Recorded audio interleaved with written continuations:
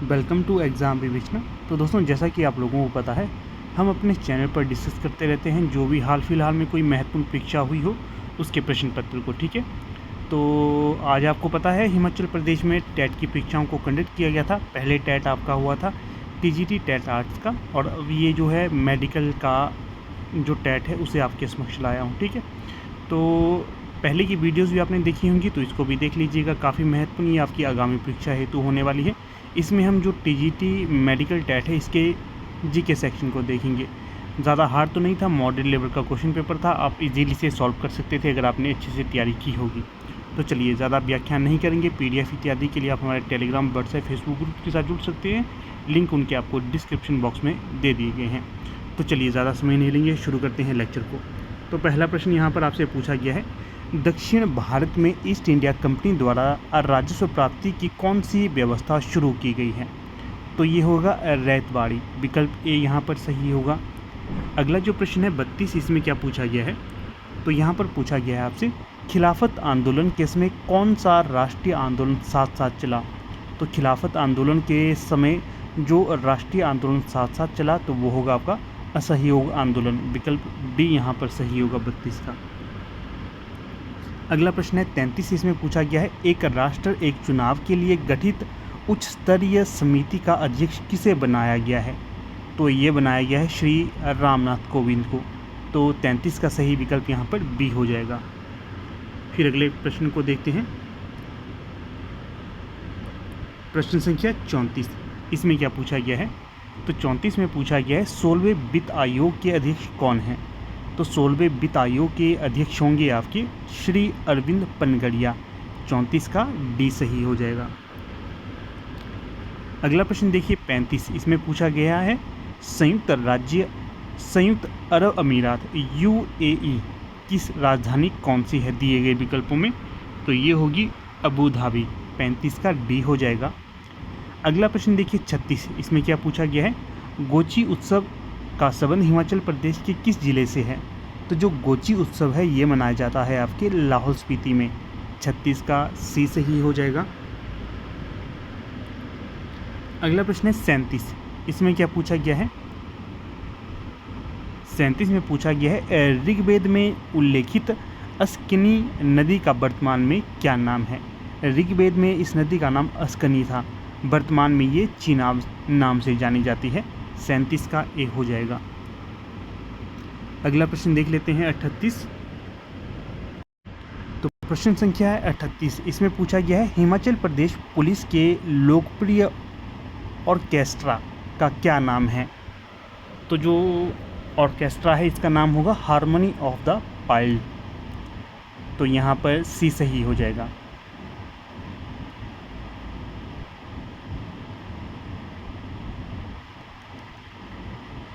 अगला क्वेश्चन देखिए, pines, D, सी नहीं डी होगा, harmony of the pines, D सही हो जाएगा यहाँ पर 38 का। अगला प्रश्न देखिएगा 39, इसमें क्या पूछा गया है, राष्ट्रीय शिक्षा नीति 2020 द्वारा प्रस्तावित स्कूली शिक्षा में नई पाठ्य चर्चा और शैक्षणिक संरचना है। तो ये हो जाएगा आपका बी, 39 का बी, 5+3+3+4, बी सही विकल्प। अगला क्वेश्चन 40, निम्न में से कौन सी महासागरीय धारा ठंडी धारा है? तो जो महासागरीय धारा ठंडी धारा है तो वो होगी लैब्राडोर। 40 का डी।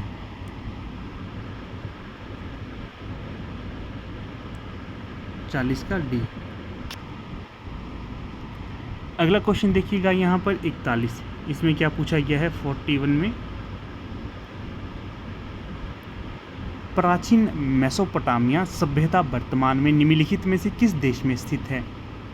तो जो ये स्थित होगी इराक में। 41 का डी। अगला क्वेश्चन है, स्मार्टफोन और कंप्यूटर में स्थापित रैम को क्या कहते हैं? तो इसे कहा जाता है रैंडम एक्सेस मेमोरी, विकल्प डी यहाँ पर सही होगा। कई बार पूछा जाता है, क्या रैम वॉलेटाइल मेमोरी है या नहीं? हाँ, रैम वॉलेटाइल मेमोरी है, इसका भी ध्यान रखना है आपने। अगला क्वेश्चन 43, इसमें पूछा गया है, देश का सबसे बड़ा सिंगल कैंटिलीवर पुल बागछाल किस ज़िले में बनाया गया है? तो ये 43 का हो जाएगा, बिलासपुर में है ये बागछाल। नेक्स्ट क्वेश्चन को देखिएगा आप, यहाँ पर है 44 में आपसे पूछा गया है बाबा कांशीराम को पहाड़ी गांधी किसने उपाधि दी? तो जो उपाधि दी बाबा कांशीराम को पहाड़ी गांधी की, जवाहरलाल नेहरू के द्वारा, 44 का सी।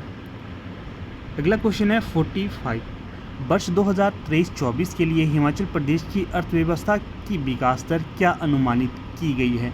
तो ये की गई है 7.1%, 45 का सी हो जाएगा।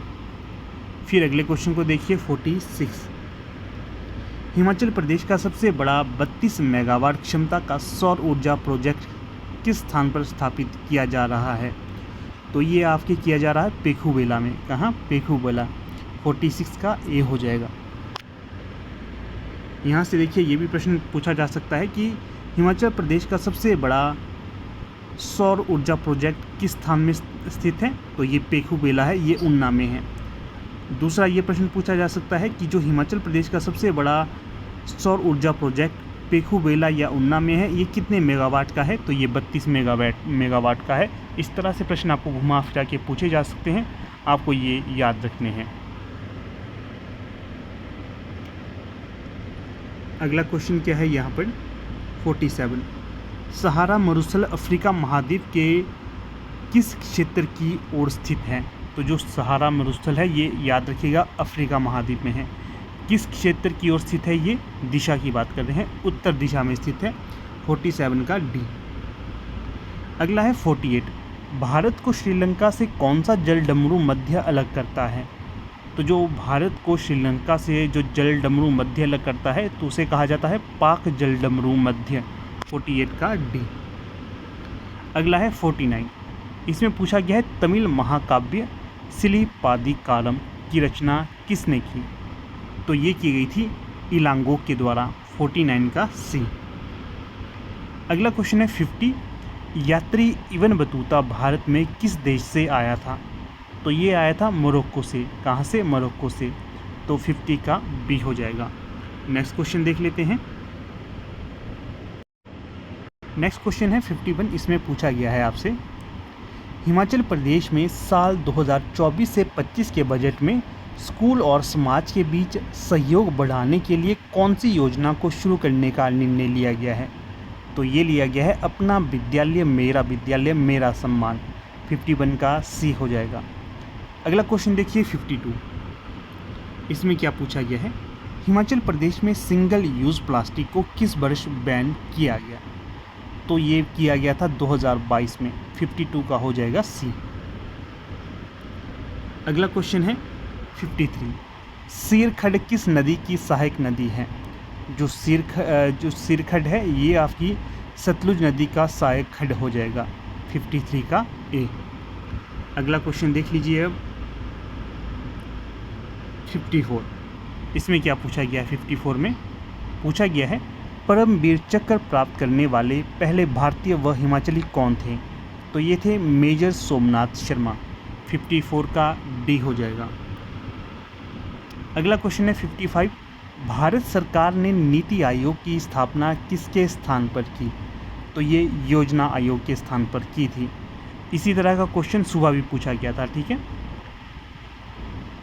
अगला क्वेश्चन देखिए 56, किस संविधान संशोधन को लघु संविधान कहा जाता है?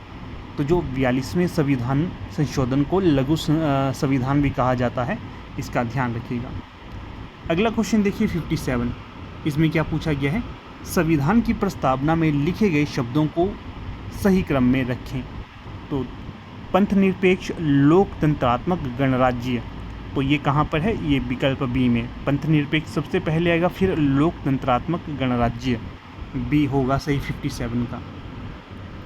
अगले प्रश्न को देखते हैं 58 को। फिर अगला प्रश्न है 58, यहाँ पर पूछा गया है धन विधेयक कहाँ पेश किया जाता है? तो इसी तरह का क्वेश्चन पहले भी पूछा गया था जो सुबह परीक्षा हुई थी टेट की। धन विधेयक कहाँ पेश किया जाता है? केवल लोकसभा में। सी सही होगा। ये जो क्वेश्चन है काफ़ी रिपीटेड क्वेश्चन है, हर बार ये प्रश्न रिपीट होते हैं। अगला क्वेश्चन है यहाँ पर 59, ऑस्ट्रेलियन ओपन 2024 का पुरुष एकल खिताब किसने जीता? तो ये जीता है जैनिक सिनर के द्वारा, जैनिक सिनर। 59 का ए। अगला प्रश्न देखिए 60, इसमें पूछा गया है सूर्य के अध्ययन हेतु आदित्य L1 उपग्रह को किस रॉकेट द्वारा प्रक्षेपित किया गया? तो ये किया गया है PSLV C57। 60 का सी सही हो जाएगा यहाँ। तो देखिएगा कुछ इस प्रकार से हमने यहाँ पर लगभग महत्वपूर्ण जो प्रश्न थे हमारे वो डिस्कस कर लिए हैं। ठीक है, जितने भी प्रश्न किए काफ़ी महत्वपूर्ण होंगे आपकी आगामी परीक्षा हेतु। 30 क्वेश्चन थे ये।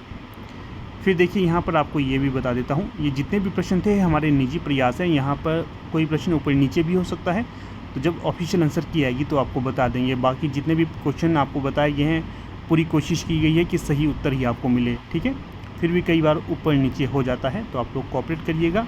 और अन्य महत्वपूर्ण PDF इत्यादि और जो वीडियोज़ हैं इनको प्राप्त करने के लिए आप हमारे टेलीग्राम, व्हाट्सएप और फेसबुक ग्रुप को ज्वाइन कर सकते हैं। वहाँ पर आपको PDF इत्यादि मिल जाएंगी। तो चलिए अब यहाँ पर अपने वीडियो का समापन कर लेते हैं। आप लोग वीडियो के अंत तक बने रहिए, इसका बहुत बहुत धन्यवाद।